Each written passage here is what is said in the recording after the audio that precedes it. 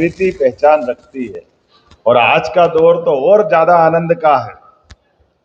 मैं अभी यद्यपि मैंने महाराज जी को सुना है, लेकिन ये बात भी सही है, इस देश के कानून मंत्री यहाँ बैठे हैं और देश के प्रधानमंत्री दिल्ली में है और हमारे सबके सामने कानून का जो ढांचा वर्तमान में बदला है, जो पद्धति बदली है, वाकई वो काबिले तारीफ है।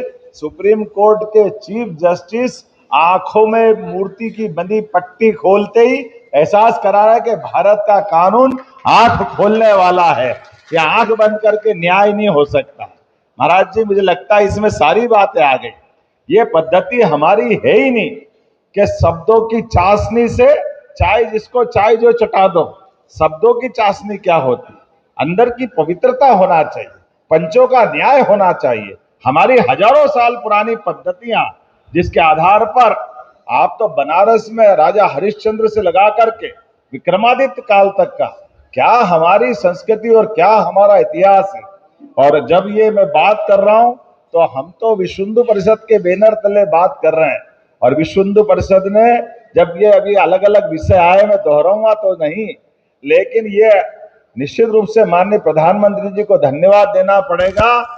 इंदौर की इसी हाई कोर्ट का एक फैसला साहबानो प्रकरण करके जब जाता है 40 साल पहले, और उस फैसले को सुप्रीम कोर्ट भी कहती कि हाँ ये सही है, लेकिन तथाकथित कांग्रेस के नेताओं ने तुष्टीकरण के कारण से कोर्ट की बात करते, न्यायालय की बात करते, संविधान की बात करते, लेकिन मुस्लिम बहन के अपने हक की लड़ाई को अन्याय के रूप में लागू करने का पाप किसी ने किया है तो कांग्रेस पार्टी और तत्कालीन प्रधानमंत्री राजीव गांधी के सिर माथे पे। और हमें इस बात का गर्व है। ये दौर तो वाकई 21 शताब्दी का दौर चल रहा है। एक एक करके कितने प्रकार से निर्णय आ रहे हैं। 40 साल पुराना वो कलंक भी धोने का काम अगर उसी पार्लियामेंट ने किया है, और उसी के साथ साथ वो हमारा भगवान श्री राम का धाम और वो सरयू का किनारा, कितनी बार हम सबको गालियां देते थे, क्या क्या नहीं बोलते थे। अरे ये राम के नाम पे दंगे कराएंगे, देश में ये हो जाएगा, वो हो जाएगा। वो सारा वितंडावाद को साफ करते हुए हमारी विश्व हिंदू परिषद की पवित्र भावना के बलबूते पर समूचे देश ने न केवल सुप्रीम कोर्ट के निर्णय को लागू किया, बल्कि धूमधाम से भगवान का गर्भगृह में प्रतिष्ठित हमने वो अवसर देखा।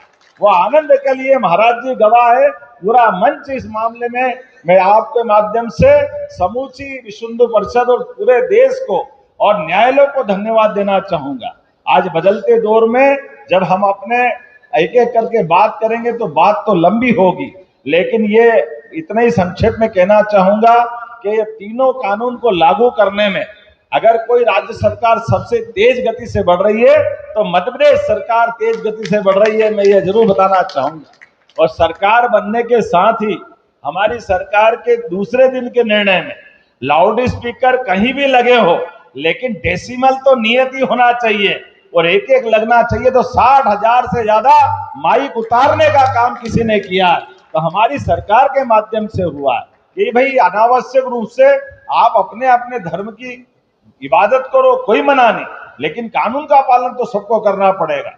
अपने राज्य के अंदर खुले में मांस बेचना और जिस प्रकार से फूड सेफ्टी नियम है, उस फूड सेफ्टी नियम का पालन करना हम सबके लिए आवश्यक है। क्यों कोई विशेष नहीं लोग नहीं करेंगे, सबको करना चाहिए। मैं माननीय अध्यक्ष जी बताना चाहूंगा, हमारे राज्य में समान रूप से इस कानून को लागू कराने के लिए सबसे तेज गति से कार्रवाई की है। और ये जो आपने कुछ शब्द बोले, लव जिहाद और क्या क्या है, इसी राज्य के अंदर यहाँ मछली मगर सबके ठिकाने लगाए गए अपनी सरकार के माध्यम से, बड़ी बड़ी हवेलियों के बड़े बड़े लोगों के लिए। कानून सबके लिए बराबर है, कानून की निगाह में कोई बड़ा छोटा नहीं, कोई के लिए इस राज्य के अंदर इस प्रकार की गलत बातों को करने की किसी को छूट नहीं रहेगी। आज के इस अवसर पर चूंकि लीगल सेल के माध्यम से, और वैसे तो आपने विषय निकाला, हमारे लिए तो आनंद की बात है जब विश्वनाथ भगवान आनंद से हमारे लिए अलग प्रकार का अवसर दे रहे हैं। बाबा महाकाल का महालोक का आनंद आ गया है और भगवान राम आनंद से मुस्कुरा रहे हैं, तो कृष्ण कन्हैया क्यों वंचित होना चाहिए? जमुना जी का कृष्ण कन्हैया, वहां तो आनंद आना ही चाहिए। हमारे लिए तो सौभाग्य की बात है, हमारे लिए वो अवसर और ये प्रतीक्षा है। निश्चित रूप से कानून सम्मत तरीके से हमारी आप सबकी आंखों के सामने कृष्ण कन्हैया भी मुस्कुराएंगे और मथुरा में आनंद छाएगा।